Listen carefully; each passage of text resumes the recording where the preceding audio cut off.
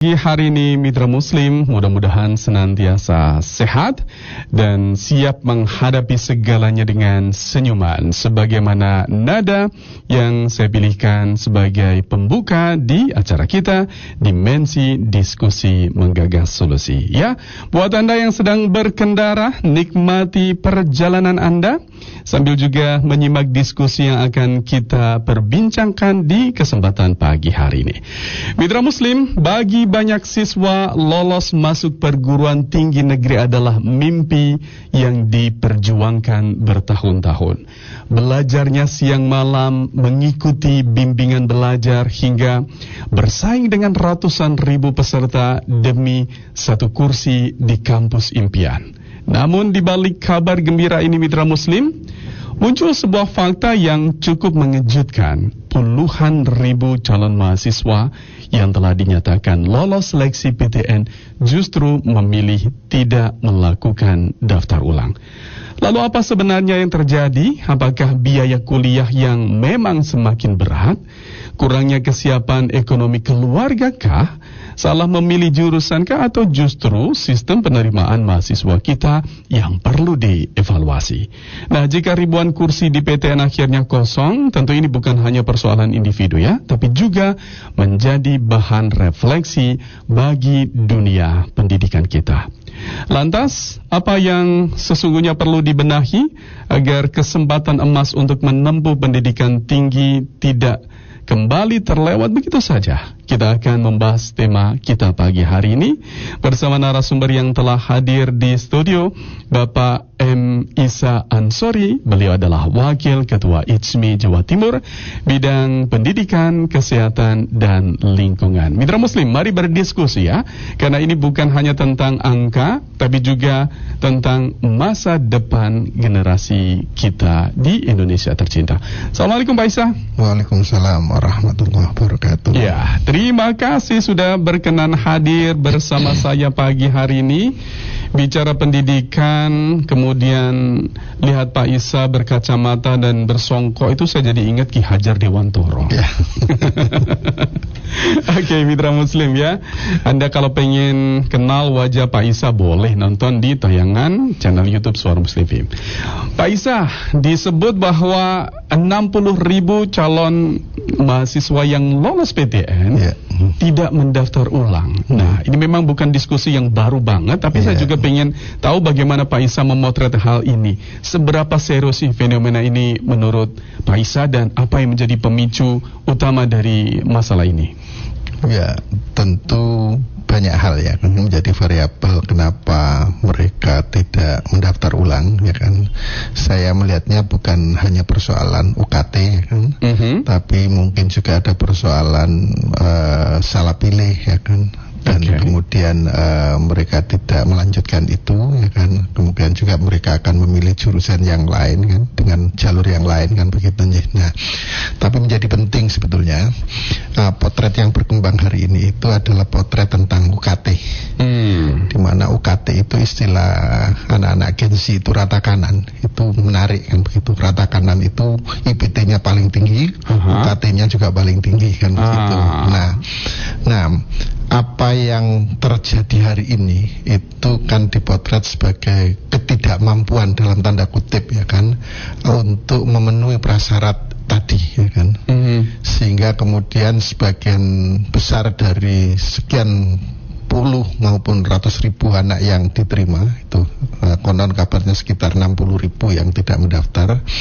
Ini adalah persoalan yang berkaitan dengan pembiayaan ya kan, ketidakmampuan membiayai biaya awal ya kan, biaya awal untuk masuk perguruan tinggi yang diimpikan itu, sehingga kemudian terpaksa mereka tidak mendaftar ulang kan begitu. Nah, saya kira ini menjadi tamparan bagi kita semua. Kenapa?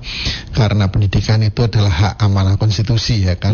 Negara wajib mencerdaskan kehidupan bangsa. Dan yang kedua, menjadi sarjana dengan masuk di perguruan tinggi yang diinginkan itu adalah sebuah kemewahan dalam tanda kutip terutama bagi kelompok kelas menengah ke bawah. Ya kan, bayangkan tadi di tengah keterbatasan yang mereka tidak bisa ikut tambahan belajar ya kan, lalu ketidakmampuan biaya belajar apa adanya, tiba-tiba kemudian mereka mendapatkan berkah ya kan, melalui perjuangannya, kemudian bisa masuk perguruan tinggi negeri yang diinginkan, dan ternyata mereka harus terhambat bukan karena gagal bersaing, tapi hanya variabel lain, ketidakmampuan membayar, yang kemudian mereka terpaksa pupus harapannya untuk tidak melanjutkan ke perguruan tinggi yang diinginkan itu. Menurut saya ini menjadi menarik karena apa? Negara punya mandat, ya kan, mencerdaskan kehidupan bangsa. Ternyata kemudian di tengah mandat itu ada anak-anak yang berusaha menjadi cerdas, ya kan, kemudian dihambat oleh biaya itu sendiri, sehingga ini menjadi renungan kita bersama. Betul, itu juga saya dapat sejumlah cerita, ya persis seperti yang diilustrasikan Pak Isa tadi. Udah impiannya luar biasa, tapi ternyata terbentur dengan biaya. Tapi sepintas saya mencermati, memang Pak Isa juga sepakat bahwa persoalan ekonomi adalah menjadi faktor utama dibanding dengan faktor-faktor lainnya. Betul Pak Isa ya? Iya, saya kira kan hari ini problem ekonomi itu kan menjadi sangat penting, apalagi hari ini ya kan, di tengah harga-harga naik sementara pendapatan masyarakat itu relatif tetap ya kan. Lalu pemerintah juga membuat gebrakan, misalkan BBM naik di kelas menengah yang tanpa subsidi ya kan. Dan kita harus ingat, mereka yang berada di kelas menengah tanpa subsidi ini adalah mereka yang tidak pernah menerima bantuan sosial kan, begitu. Nah, ketika ini dinaikkan, maka tentu daya tahannya menjadi lemah ya kan, dan dia berpotensi untuk kemudian rentan menjadi kelas menengah maupun kelas ke bawah kan, begitu. Nah, mereka tidak dapat intervensi sementara mereka punya kebutuhan untuk mendidik dan menyekolahkan anak-anaknya, sehingga ini harus menjadi pilihan ya kan, begitu. Nah, saya kira variabel ekonomi menjadi sangat penting untuk kemudian menjadi tinjauan bagi pemerintah ketika melakukan kebijakan yang sejatinya kemudian merugikan kelompok-kelompok selama ini yang tidak mendapatkan intervensi kan, seperti itu, sehingga ini akan menjadi beban baru bagi masyarakat dan tentu akan berdampak pada mereka mendidik putra-putrinya untuk masuk di sekolah-sekolah yang diinginkan itu tadi. Oke. Ya, terus gini, dampaknya apa kan ketika UKT itu naik gitu. Ada beberapa hal, misalnya begini, tentu menjadi menghambat ya kan, menghambat mobilisasi sosial. Semua percaya bahwa pendidikan itu salah satu jalan kita memotong mata rantai kemiskinan. Nah, dengan masuk ke perguruan tinggi yang diinginkan, ada harapan kan, kelas ekonomi mereka akan naik kan, begitu. Nah, begitu kemudian ini dihambat dalam tanda kutip dengan biaya-biaya yang sejatinya bisa didiskusikan ya kan. Saya kira kemudian ini akan menjadi program pemerintah pengentasan kemiskinan dan sebagainya juga akan menjadi terhambat. Nah, menurut saya ini sesuatu yang mesti harus kita renungkan bareng, semua pihak harus terlibat, terutama kampus juga mesti harus juga bisa dalam tanda kutip punya empati terhadap mereka-mereka yang diindikasikan gagal bayar karena persoalan ekonomi.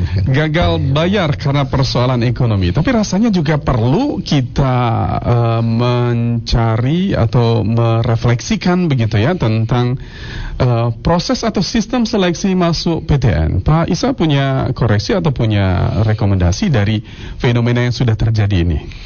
Nah, saya kira dengan berubahnya status PTN menjadi BHMN itu kan berarti bahwa kelompok perguruan tinggi negeri itu dipaksa dalam tanda kutip untuk menggali pembiayaan itu dari masyarakat. Sementara dalam satu sisi negara punya mandat, ya kan, punya mandat bahwa negara mencerdaskan. Kemudian undang-undang jelas mengatakan sedikit-dikitnya adalah 20% dari APBN misalnya seperti itu. Nah, menurut saya 20% APBN itu kalau kemudian direncanakan dengan bagus ya kan, tanpa kemudian ada program lain yang menyedot anggaran itu ya kan, saya kira biaya-biaya itu bisa ditekan menjadi relatif terjangkau dan bahkan mungkin bisa menjadi pendidikan yang gratis, mulai dari tingkat dasar sampai dengan perguruan tinggi. Nah, saya kira karena banyak variabel yang kemudian menyebabkan ini tidak bisa jalan, sehingga kemudian perguruan tinggi dipaksa ya kan, dipaksa oleh negara untuk menggali biaya dari masyarakat, dan dampaknya apa kemudian perguruan tinggi harus memenuhi itu, maka dibukalah banyak cara ya, banyak jalur untuk bisa masuk perguruan tinggi. Tentu setiap jalur punya harga kan. Ya. Oke. Nah, ini tadi sempat tersebut oleh Pak Isa ya, Mitra Muslim, 20% loh APBN. Ini juga banyak yang mengkritisi buat urusan pendidikan itu terlalu kecil kalau dibandingkan dengan sejumlah negara maju yang lain. Oke, sebelum diskusi ke situ lebih panjang lagi, Pak Isa, saya juga pengen tahu menurut Pak Isa kondisi yang terjadi saat ini tuh apakah menjadi cerminan bahwa akses pendidikan tinggi di Indonesia masih belum betul-betul memudahkan begitu? Iya, ini kan sebenarnya potret ketidakadilan ya kan. Artinya seolah-olah pendidikan tinggi itu adalah milik kelompok tertentu ya kan. Kemudian kelompok yang lain itu tidak diperbolehkan. Itu kemudian sejalan dengan anekdot yang selama ini terjadi kan, orang miskin dilarang sekolah kan begitu. Nah, menurut saya anekdot ini harus dijawab ya kan, dengan cara mempermudah kan. Bagaimana kemudian setiap anak punya hak untuk bisa masuki pendidikan yang diinginkan dan berkualitas seperti itu. Nah, hari ini itu anak-anak sudah masuk ya kan, dan mereka sudah memilih pendidikan yang menurut mereka berkualitas, tapi mereka terhambat oleh kemampuan untuk bayar tadi, sehingga haknya sebagai warga negara untuk cerdas mendapatkan layanan pendidikan yang baik, mereka tidak bisa melakukan itu. Sementara satu sisi ya kan, kampus sebagai pelayan pendidikan ya, pengelola pendidikan dipaksa oleh negara kan begitu, dipaksa oleh negara untuk menggali pembiayaan itu, sehingga kampus juga posisinya dilema. Satu sisi mereka harus melakukan layanan yang berkualitas dengan berbagai kebutuhan yang ada, di satu sisi bantuan negara terhadap mereka itu sangat kecil, relatif kecil, sehingga kekurangan itulah yang kemudian dibebankan oleh negara. Menurut saya boleh dikata bahwa negara dalam tanda kutip itu abeh ya kan, di dalam persoalan-persoalan ini, terutama memenuhi kebutuhan pendidikan tinggi bagi warga negaranya. Baik, abai. Prihatin ya. Oke, kita akan masuk ke segmen yang kedua, Mitra Muslim. Kita berbagi waktu dulu untuk sejumlah pesan dari Mitra Kerja, dan berikutnya nanti kita bersama Pak Isa akan bahas tentang bagaimana efektivitas berbagai program bantuan ya. Seperti yang kita tahu ada KIP kuliah begitu ya. Ataupun mungkin juga ada program-program lain yang perlu kita sosialisasikan. Tentu ini adalah tujuannya agar mahasiswa terutama yang benar-benar membutuhkannya itu bisa mengaksesnya, sehingga bisa menikmati pendidikan yang seharusnya mereka dapatkan. Kita akan lanjutkan diskusinya sesaat lagi, tapi saya juga ingatkan Anda boleh terlibat dalam diskusi ini, baik bertanya ya, menyampaikan pertanyaan maupun juga pernyataan Anda ada di kolom komentar channel YouTube Suara Muslim TV, boleh lewat WA, voice note boleh, dan telepon bersama kami juga boleh. Tetaplah bersama Dimensi Diskusi Menggagas Solusi.